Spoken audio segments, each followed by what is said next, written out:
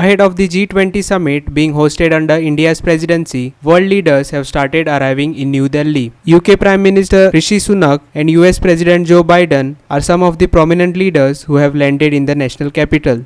UK Prime Minister Rishi Sunak and US President Joe Biden on Friday arrived in Delhi for the summit scheduled to begin on September 9. This is Rishi Sunak's first official visit to India. Prime Minister Narendra Modi is expected to hold 15 bilateral meetings starting with US President Joe Biden over the course of the next 3 days. It will be the second bilateral meet between the two countries in less than 3 months. What's on the India-US agenda? Likely discussion on GE jet engine. Discussion on procurement of Predator drones from the US. Collaboration on critical and emerging technologies.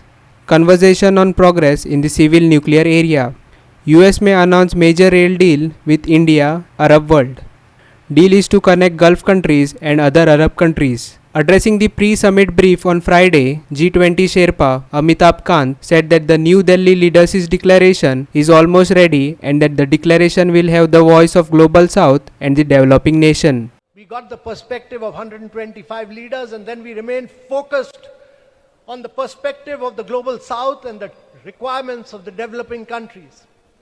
And the New Delhi Leaders' Declaration, which many of you will see post the summit, you will see it as a voice of the Global South and the developing countries.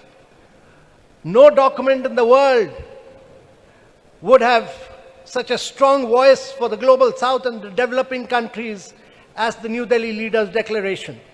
And therefore, the Prime Minister's vision of India's G20 presidency being a very inclusive presidency has been our aim.